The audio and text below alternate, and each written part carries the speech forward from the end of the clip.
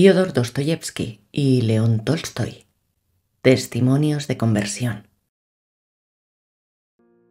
En el vídeo de hoy tratamos de presentar el testimonio de estos dos escritores famosos ateos que cambiaron el rumbo de su vida y se convirtieron en creyentes para gloria de Dios y el bien de sus almas. Han sido muchos los ateos convertidos a lo largo de los años. Hoy destacamos a estos dos brillantes escritores, cuyo testimonio puede ayudar a los que todavía se mantienen en otras rutas. Los testimonios de conversión son una forma poderosa de dar gloria a Dios por su obra en nuestras vidas, y su relato refleja un cambio profundo en sus vidas al conocer y aceptar a Jesucristo como su Señor y Salvador.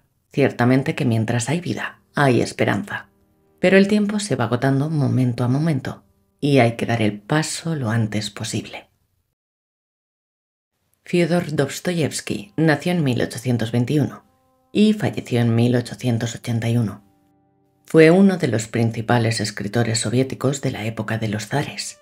Su madre era un refugio de amor y protección, a diferencia del padre, que era muy autoritario. Su padre era médico y trabajaba en un hospital para gente pobre. Su madre murió en 1837 de tuberculosis. Su padre cayó en ese momento en una gran depresión y en el alcoholismo, y lo envió a él y a su hermano Mijail a estudiar en la Escuela de Ingenieros Militares de San Petersburgo. Su padre murió en 1839, cuando él tenía 18 años. Durante toda su vida, tuvo que soportar las limitaciones de la epilepsia, que se le repetían con frecuencia. A algunos de los personajes de sus novelas los presenta con esta enfermedad. Por esta epilepsia fue librado de una condena vitalicia de servir en el ejército en Siberia. En 1841 fue ascendido al alférez ingeniero. En 1843 terminó su carrera y se incorporó a la Dirección General de Ingenieros de San Petersburgo. En 1845 dejó el ejército y comenzó a escribir novelas. Fue arrestado y encarcelado el 23 de abril de 1849 por formar parte de un grupo intelectual socialista con el cargo de conspirar contra el zar Nicolás I. Fue condenado a muerte. Cuando estaba esperando el día de la ejecución, se dio cuenta de lo que valía la vida y cómo la había desperdiciado, y se dijo a sí mismo: si puedo volver a vivir, conservaré y mimaré cada minuto para no perder ni uno solo. El 22 de diciembre de 1849 fue llevado al patio de la cárcel para ser fusilado, pero fue indultado en los últimos momentos y condenado a 5 años de trabajos forzados en Siberia. Mientras se dirigía a Siberia en tren, una mujer se acercó a la ventanilla y le dio un Nuevo Testamento, con el que volvería a descubrir el amor de Dios.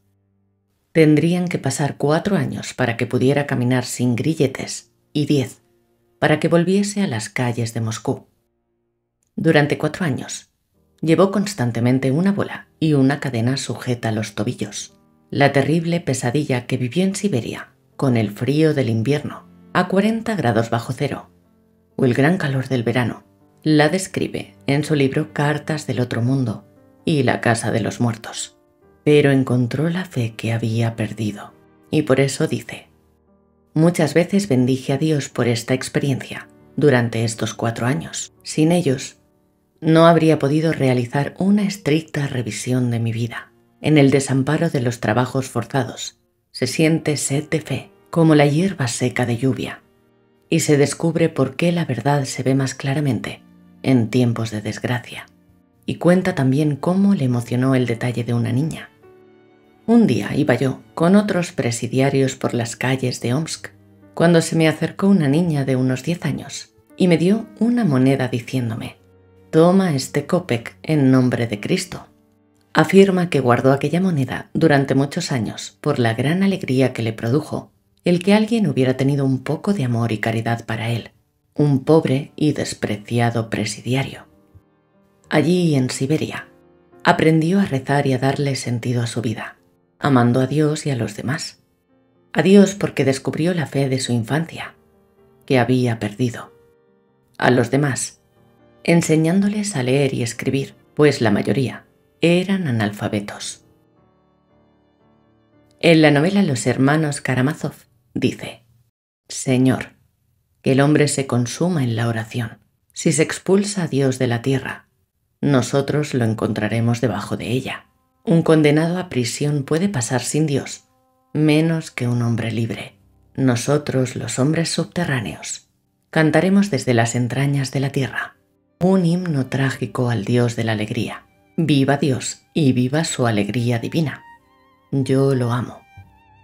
Escribió también: creo que no hay nada más santo, más profundo, más racional, más valiente y más perfecto que Cristo.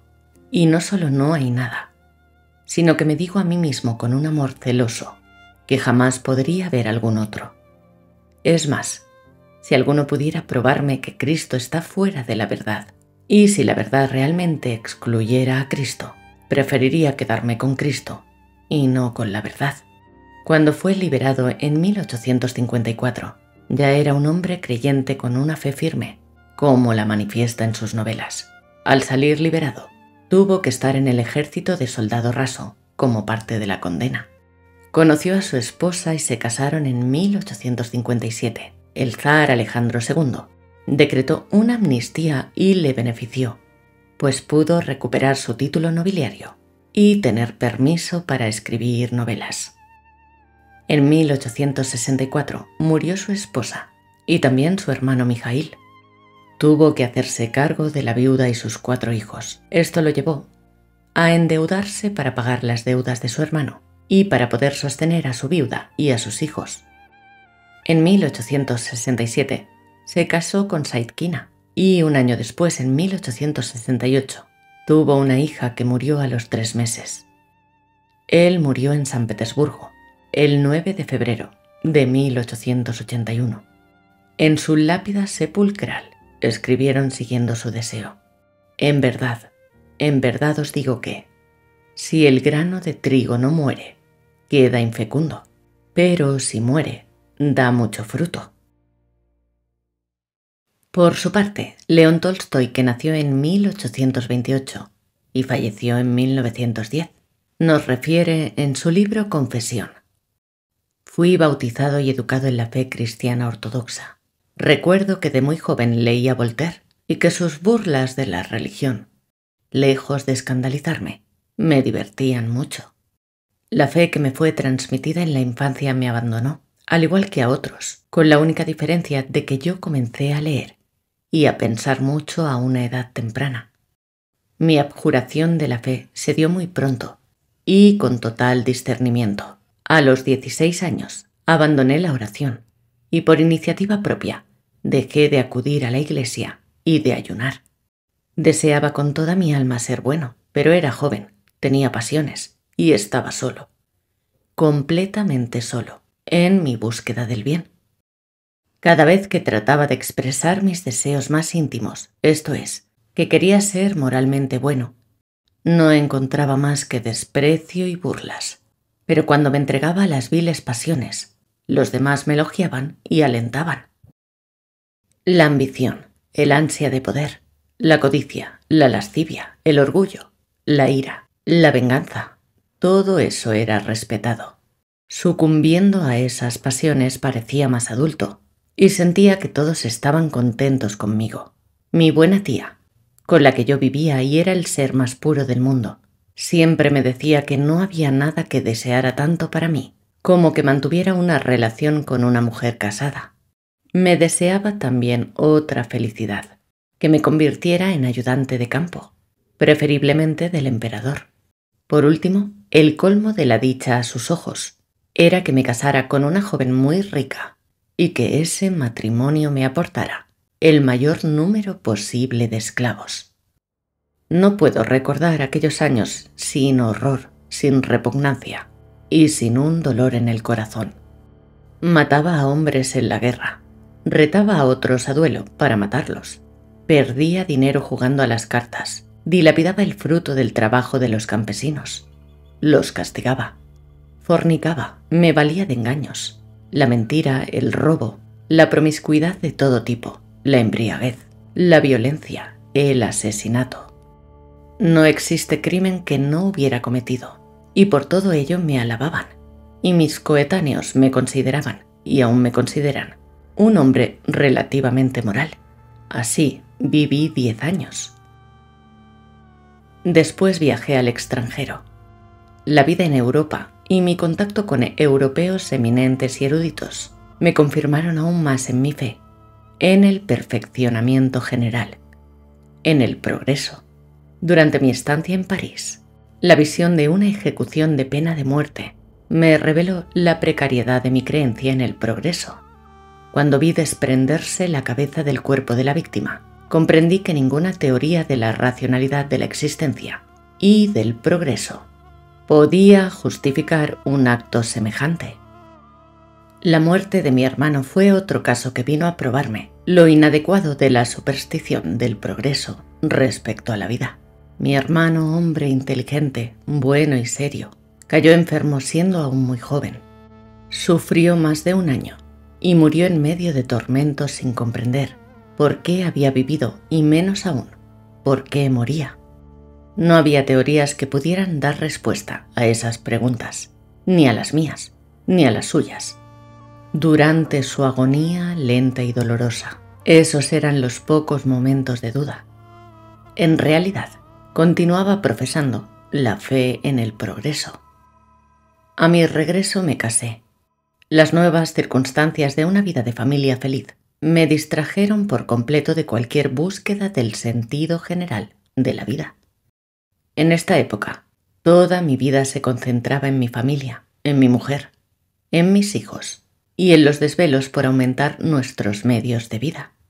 Mi aspiración al perfeccionamiento personal y al progreso ahora se había convertido en una aspiración por conseguir todo lo mejor para mi familia y para mí.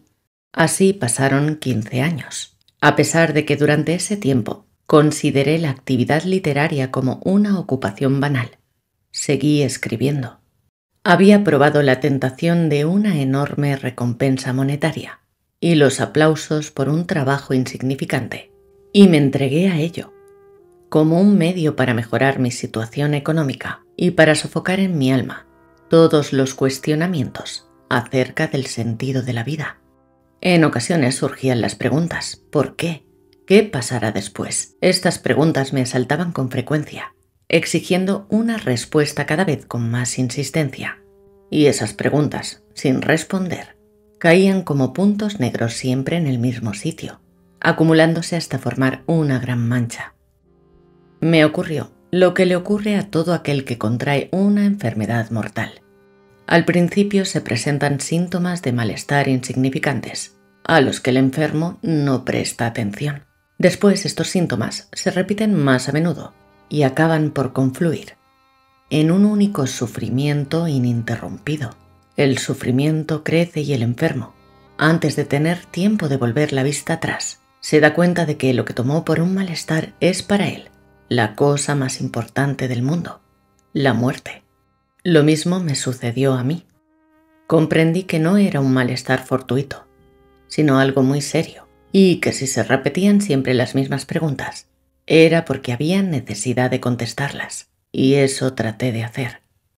Las preguntas parecían tan estúpidas, tan simples, tan pueriles, pero en cuanto me enfrenté a ellas y traté de responderlas, me convencí al instante, en primer lugar, de que no eran cuestiones pueriles ni estúpidas, sino las más importantes y profundas de la vida, y en segundo, que por mucho que me empeñara no lograría responderlas. Antes de ocuparme de mi hacienda de Samara, de la educación de mi hijo, de escribir libros, debía saber por qué lo hacía. Mientras no supiera la razón, no podía hacer nada. En medio de mis pensamientos sobre la administración de la hacienda, que entonces me mantenían muy ocupado, una pregunta me vino de repente a la cabeza. Muy bien, tendrás miles de hectáreas en la provincia de Samara y 300 caballos. ¿Y después qué? Y me sentía completamente desconcertado. No sabía qué pensar. O bien, cuando empezaba a reflexionar sobre la educación de mis hijos, me preguntaba, ¿por qué? o bien meditando sobre cómo el pueblo podría llegar a alcanzar el bienestar, de repente me preguntaba, ¿y a mí qué me importa? O bien, pensando en la gloria que me proporcionarían mis obras, me decía, muy bien, serás más famoso que Gogol, Pushkin, Shakespeare, Molière y todos los escritores del mundo. ¿Y después qué?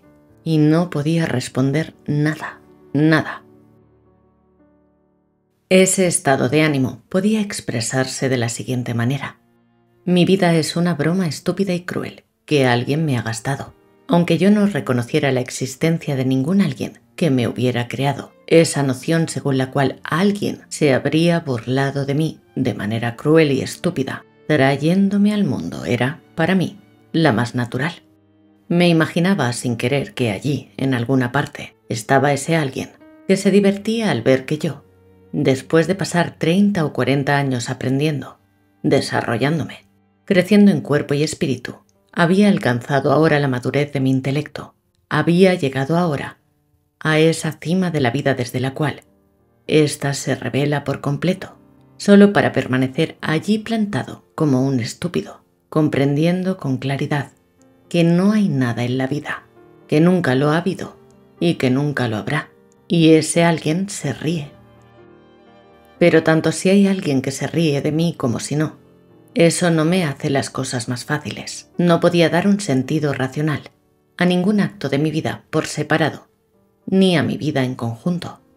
Lo único que me sorprendía era cómo no lo había comprendido desde el principio.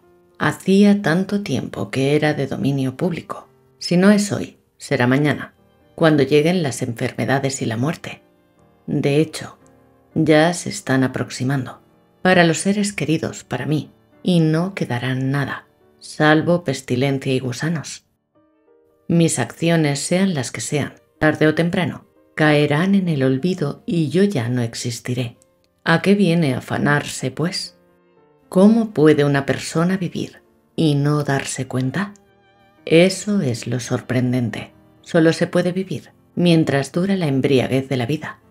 Pero cuando uno se quita la borrachera, es imposible no ver que todo es un engaño estúpido. Lo cierto es que no hay en ello nada gracioso ni ingenioso, solo es cruel y estúpido. Mi familia, esposa e hijos se encuentran en las mismas condiciones que yo. Tienen que vivir en la mentira o ver la terrible verdad. ¿Para qué viven? ¿De qué me sirve amarlos, protegerlos, educarlos y velar por ellos? Amándolos no puedo ocultarles la verdad. Cada paso dado hacia el conocimiento los conduce a la verdad, y esa verdad es la muerte. Si hubiera comprendido simplemente que la vida no tenía sentido, habría podido aceptarlo con tranquilidad. Habría podido saber que aquel era mi destino, pero no conseguía contentarme con eso.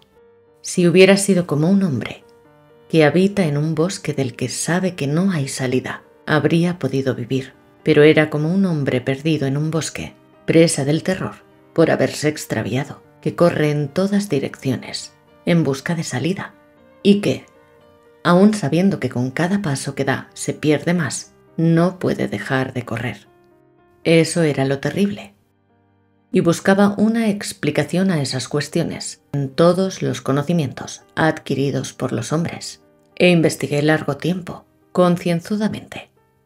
No lo hice con poco entusiasmo, por vana curiosidad, sino dolorosa, persistentemente día y noche, como un hombre a punto de morir, busca la salvación, y no encontré nada.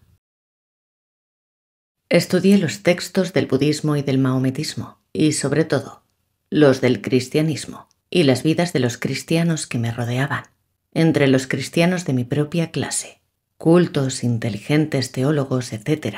Cuanto más detalladamente me exponían su fe, con más claridad veía su error, y más veía perdidas todas las esperanzas de encontrar en su fe un sentido a mi vida.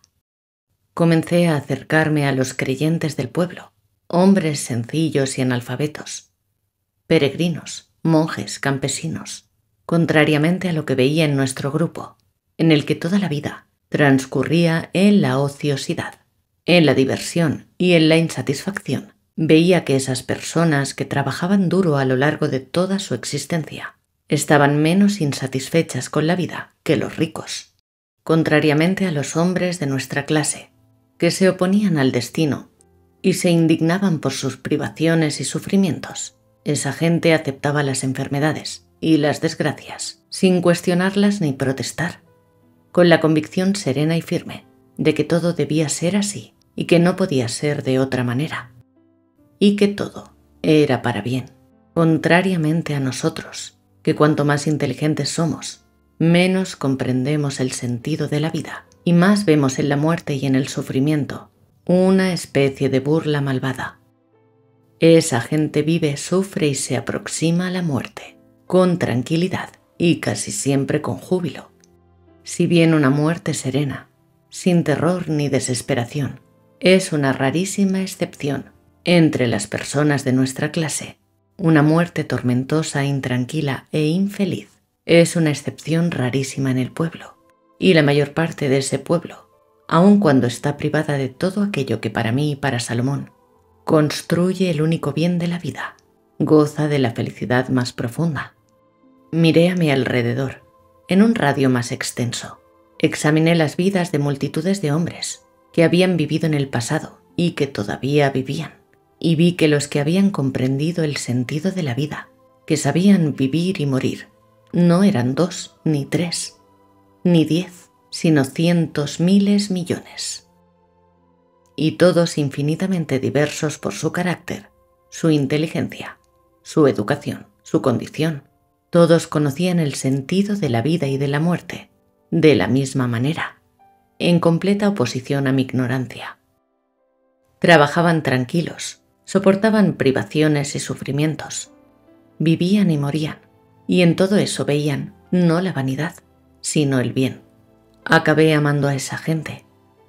Cuanto más profundizaba en sus vidas, lo mismo la de los vivos que la de los muertos, bien las conociese por mis lecturas o por lo que oía decir, más los amaba y más fácil se me hacía vivir. Y así viví 2 años, poco más o menos, y una profunda transformación se produjo en mí, una transformación para la que me había ido preparando mucho tiempo atrás y para la cual siempre había estado predispuesto. La vida de nuestra clase, la de los ricos y sabios, no solo se volvió desagradable para mí, sino que perdió todo sentido. Todos nuestros actos y pensamientos, nuestra ciencia, nuestro arte, se me revelaron como una mera complacencia. Comprendí que allí no era posible encontrar un sentido. Los actos del pueblo trabajador, de aquellos que crean la vida, se me presentaron como el único camino posible. Comprendí que el sentido que proporcionaba esa vida era la verdad y la acepté.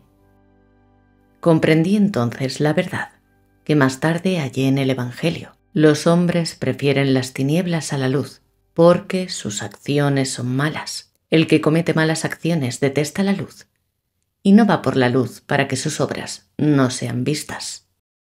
Comprendí que para entender el sentido de la vida era preciso, ante todo, que ésta no fuese absurda ni mala, y luego uno podía utilizar la razón para entenderla.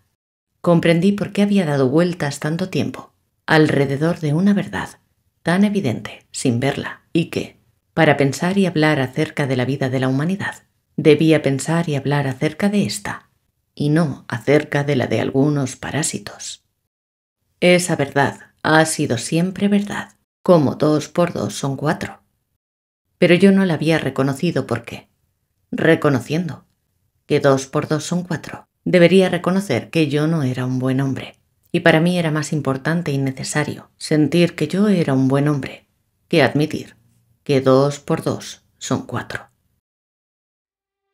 Pero comencé a amar a la buena gente y a detestarme a mí mismo, y reconocí la verdad. Ahora todo estaba claro para mí. Recordé que solo vivía en los momentos en que creía en Dios. Ahora, exactamente igual que antes, me decía, para que yo viva, me basta con saber que Él existe. Me bastaría olvidarlo, dejar de creer en Él para morir. ¿Qué son esos renacimientos y esas agonías? Está claro que no vivo, cuando pierdo la fe en su existencia y que me habría matado hace mucho tiempo si no tuviera la vaga esperanza de encontrarle. Solo vivo verdaderamente cuando le siento y le busco. Entonces, ¿qué sigo buscando todavía? Gritaba una voz dentro de mí. A él, a aquel sin el cual es imposible vivir. Conocer a Dios y vivir son la misma cosa.